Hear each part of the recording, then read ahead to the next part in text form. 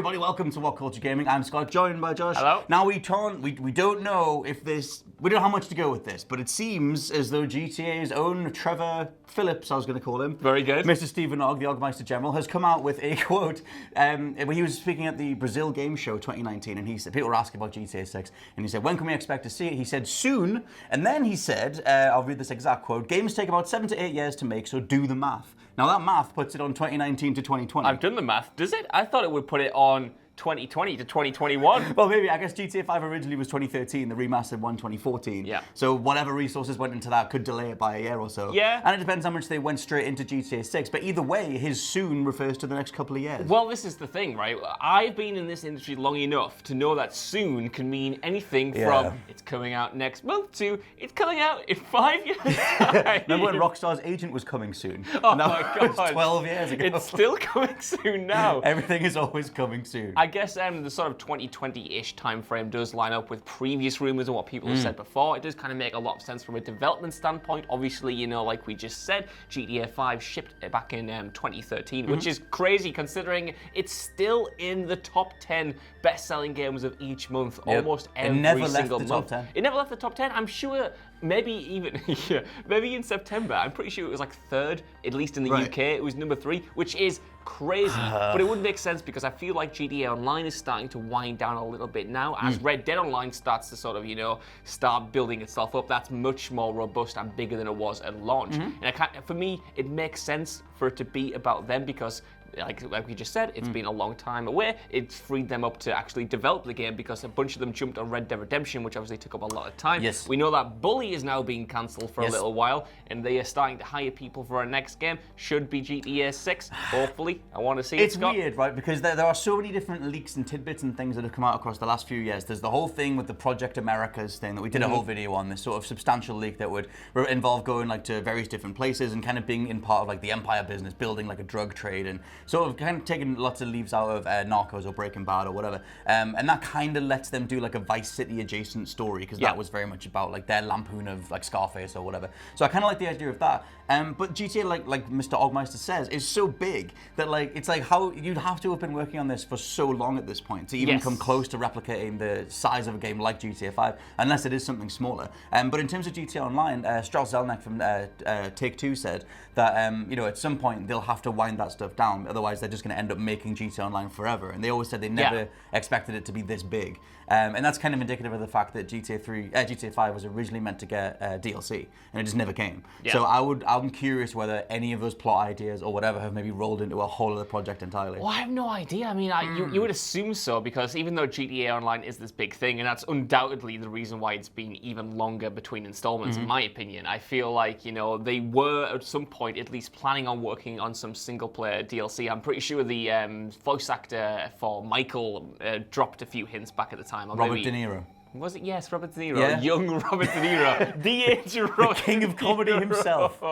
That's who he reminds me of. But I don't know, for me, considering the reports that we've had, the rumors that it's going to include a bunch of different cities, not just focus on one, that to me kind of sounds like it's not just going to be, you know, leftover material from 5 that's been repurposed as a full sequel. It does seem like very much, at least, again, if the reports are to be believed, like its own brand new expansive project that undoubtedly will take a long time to make because if it is true, and they are bringing back Liberty City, parts of San Andreas, Vice City, and stuff like that, and setting it across decades and time periods.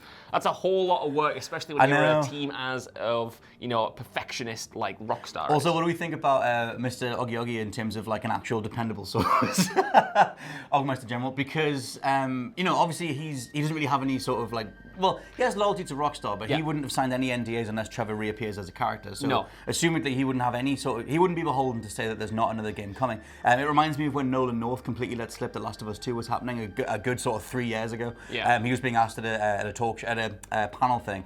You know, what do you know about the future of Naughty Dog? And he just off the cuff said, "Well, I know they're doing another Last of Us 2, but I know that's in there." And he moved on to something else, and it was like, "Oh, okay, you know the thing." Excuse me. I think in this case, the way that he's been quite candid about it, like either he's doing a band and it's all a big sort of thing. I only know him from GTA, and then was he in The Walking Dead? He was in The Walking Dead. Right. Yeah. He's done sort of like Better Call Saul a little bit. Yeah, Better Call Saul. Like his reputation is kind of like he seems to be quite a playful sort of dude, like away from the screen. So like he knows the fervor around GTA, but at the same time he wouldn't be beholden to contractual stuff. So he assumedly would still have contacts that would know the game is in development. Yeah. So maybe it's more legit than we think. I don't know. I like Stephen Ogg a lot. I think he seems like a really cool dude, but at the same time, I don't know how much a former actor from a previous Rockstar game would know about Rockstar's current highly top secret projects. I mean, I love the actor, but would you trust someone who's not directly related to the project with that information that they might end up giving away like this? I don't know. I think to me, Rockstar is way more secretive than that, but I don't know. Maybe it's just an educated guess. It could be. I mean, what do you think in terms of like the amount of time it's been since GTA 5? Because for me, like GTA 5 as a story entity and like a thing that I played through does feel like a long enough time ago for a sequel to come about. Yeah. But like you said, it's always been in the charts, and GTA Online's been this consistent thing. Yeah. Like I know you played a lot more GTA Online than me. Like, are you ready for more? Well, this is it, because I think everyone's going to be different. At this point, I am now, because I haven't played GTA Online properly for about 2.5 years or something. Right. But there was a time 2.5 years ago when I was thinking, there's no way this can be so soon, because it doesn't feel like GTA 5 ever left. And I imagine there are millions of players out there who are currently still feeling that same way, who are still playing online regularly, who are still jumping back in, to the story mode, whether it's via mods and stuff like that, keeping that community sort of, prosperous and thriving. But there's going to be a point where Take-Two, 2K, just calls time.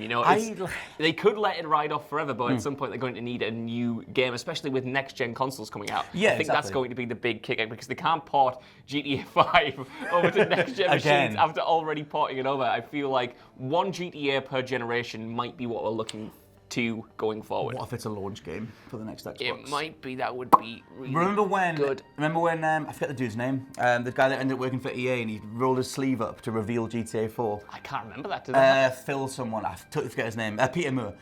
He back in like 2006 or 7, before GTA 4 was fully out. Oh, sorry, it was after the game came out, but then he got on stage at E3. It was back during the age of tattoo reveals, because there was one for Halo as well. Was there an age of tattoo reveals? Am I too young for this? Maybe you weren't here, but there was a Halo one and there was a GTA 4 one where he got on stage, big old Peter Moore, back when he was with Xbox, and just slowly rolled his sleeve up to reveal the GTA 4 logo. And he was, I don't think it's a real tattoo, although he did prove that his Halo one was real. Anyway, and so he got on stage and revealed that, and that was because he was working for Xbox at the time. That was their way of saying, hey, look, we've partnered with Rockstar and we're going to release the DLC on Xbox first. Obviously, all the stuff, Ballad of Gay Tony and whatever, came across to PS3 later. But Rockstar have done exclusivity stuff before, and Microsoft need a massive win. If this is somehow some stealth project that's real El Camino style, then it just drops fully formed. By the way, here's GTA 6. The thing I was going to ask alongside that, though, is I wonder what the player numbers are for the overall amount of people that play GTA 5 and play the single player, like play GTA overall, versus the player base that continue to play GTA Online. Is it more profitable to do a new GTA, or can they subsist off GTA Online? I'm sure they can. Whether they want to, I have no idea, because I'm sure that still makes a lot of money, and it does make a lot of money, but just imagine the money they're leaving on the table by not creating a proper sequel. They could come out after so long with GTA 6, it would sell like hotcakes, and then you get a brand new, so you win back lapsed GTA Online players with new features and sort of a new online suites. People like me who haven't played it in a while because they've sort of fallen out the economy or whatever, get a fresh start and get a jump straight back in, and hopefully try to repeat the success. I do think it's sort of it's absolutely a matter of when rather than if. It's just when they want to finally call time on GTA Online, in my opinion. Anyway, speaking of when and not if, it is now the thing that we're getting Devil May Cry 6, or a continuation of Devil May Cry after Devil May Cry 5. And this comes from Capcom's official website. They put up this thing called it was a corporate briefing that they wanted to tell all their employees about, motivating them for the future and whatever.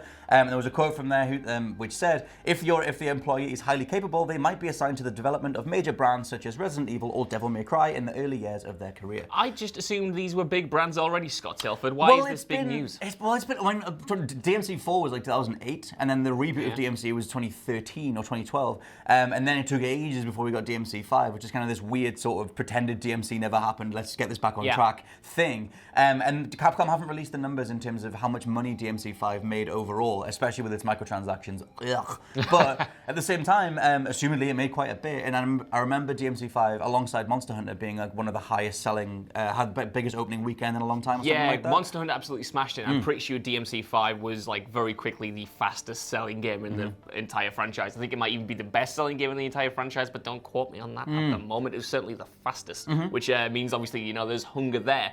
My question is though, is that if it starts becoming a sort of, you know, every 2-year thing that we get a new Devil May Cry, does the sort of magic disappear? Because like you said, there was such a long wait, not only from DMC to DMC5, but DMC4 to DMC5, like a proper continuation of the storyline that everyone was invested in like a decade ago.